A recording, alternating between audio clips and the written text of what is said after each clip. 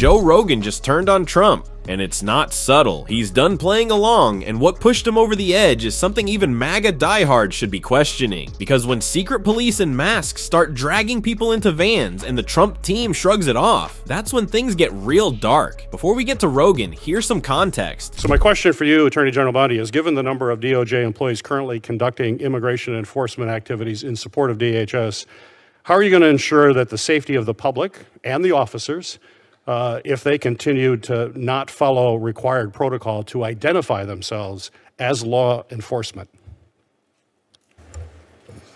And Senator Peters, that's the first time that issue has come to me about them you're saying that law enforcement officers, when they cover their faces. Right. I do know they are being doxxed, as you said. They're being threatened. Their families are being threatened. You know, I get that. But they have to identify themselves. There is an insignia oftentimes. They have to identify themselves as law enforcement. People think, here's a person coming up to me, not identified, covering themselves. They're kidnapping. They'll probably fight back. That endangers the officer as well. And that's a serious situation. People need to know that they're dealing with a federal law enforcement official. Senator, I would be happy to look at that issue with you and talk to all of our partner law enforcement agencies. But I can assure you that if they're covering their faces now, it's to protect themselves. But they also want to protect all citizens. And that's something we can work together on to ensure the safety of everyone and their families. Yeah. And it's protecting themselves, too, if they identify themselves. It's not just the person, because someone's going to fight back if you just think a strange person with their face covered is throwing you into a van. Most people will resist that. Pam Bondi, Trump's go-to legal fangirl, is suddenly acting like she's never heard of masked federal agents grabbing people off the street. Really? Trump's been bragging for years about sending in the feds, ICE agents in unmarked vans, faces covered like they're auditioning for a dystopian reboot of Cops. And now Bondi's pretending it's just some brand new, unheard of situation. Let's be clear, this isn't about safety. This is about fear. It's about making immigration enforcement look like a scene out of The Purge, where you never know who's snatching you or why. There have been real reports of people impersonating ICE, using that chaos to literally kidnap civilians, and Bondi's response is basically, hadn't heard. And of course, the irony. Trump wanted protesters to take their masks off, but wanted his agents to keep theirs on. It's beyond hypocritical. It's dangerous. And now, as Trump ramps up his promises and pledges, the mask slips even further. What he's planning next? Well, it's enough to get Joe Rogan actually angry. And yeah, you're about to see why. I'd like to say, a little controversial, but I couldn't care less. We have a lot of bad criminals that came into this country, and they came in stupidly. It was an unforced error. It was an incompetent president that allowed it to happen. It was an auto pen maybe that allowed it to happen, and it did happen. But we also have a lot of bad people that have been here for a long time, people that whack people over the head with a baseball bat from behind when they're not looking and kill them, people that knife you when you're walking down the street. They're not new to our country. They're old to our country. Many of them were born in our country. I think we ought to get them the hell out of here, too. You want to know the truth. So maybe that'll be the next job that we'll work on together.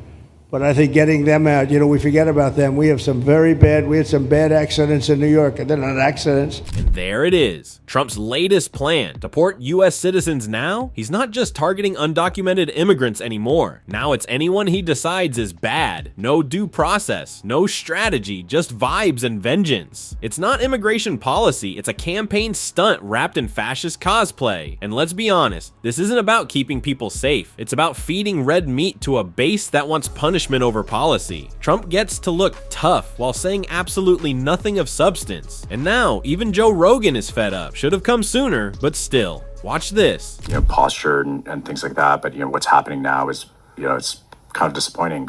It's insane. Yeah. We were told there would be there's two things that are insane. One is the targeting of migrant workers, not cartel members, not gang members, not drug dealers, just construction workers showing up in construction sites and raiding them. Gardeners. Yeah. Like, really?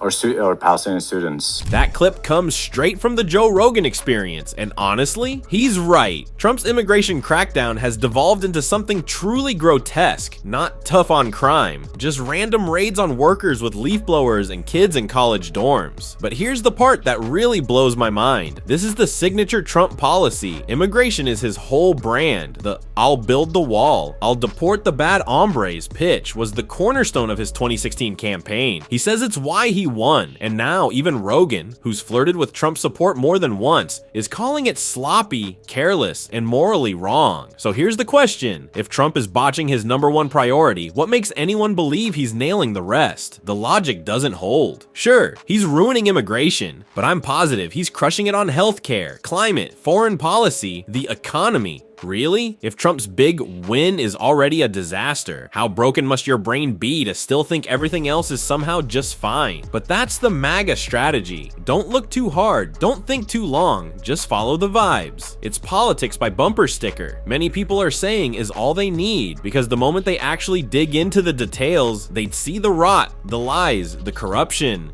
And one person who did dig deep and laid it all out in brutal detail was Ari Melber. And in this next clip, he doesn't hold back. The presidency is famously a full-time job.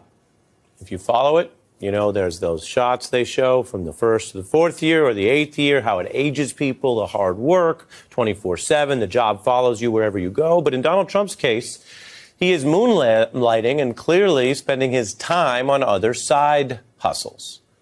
We are in the middle of this governing period, but Trump is trying to enrich himself. He has a new fragrance line called Victory 45-47, referencing the times when he actually did win the Electoral College. You'll notice 46 is not a part of it. $249 a bottle is steep for any fragrance. Trump says the product is all about winning, strength, and success. And he has been doing this kind of branding exercise for a long time, a kind of a language all unto itself.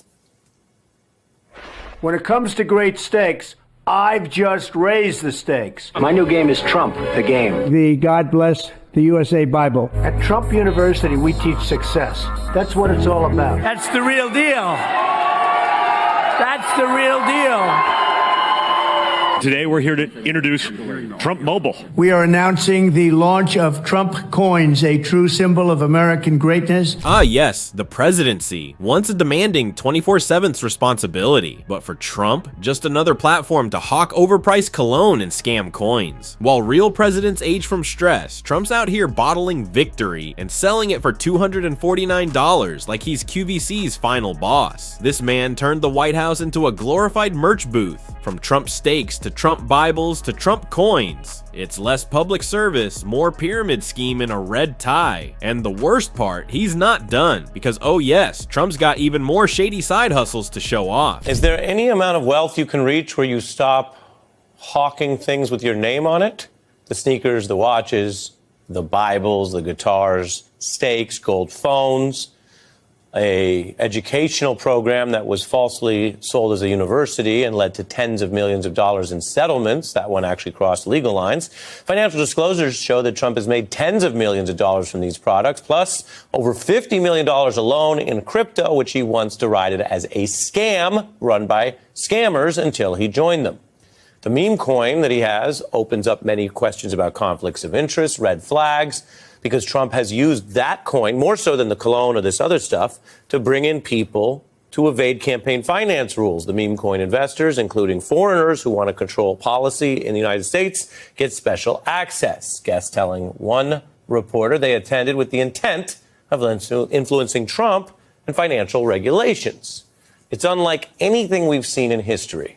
To be clear, there have been much more minor, smaller versions of scandals about self-enrichment, which only speaks to how Trump, as a celebrity-style president, who, of course, has been indicted, not convicted of anything except the New York case, which, remember, involved business allegations. But this president has obviously gotten in more trouble than others, but has ultimately gotten away with more than others and doesn't seem to have any other limitation on the idea that he should just be focused in his second term on doing this full-time job. Another cryptocurrency mining and holding company backed by Trump's family has raised over $200 million, again raising the question of whether they would get that money if their father wasn't president right now. And if not, it raises questions about ethics and conflicts of interest. Federal ethics rules already ban all of this kind of stuff for lawmakers, meaning every member of Congress.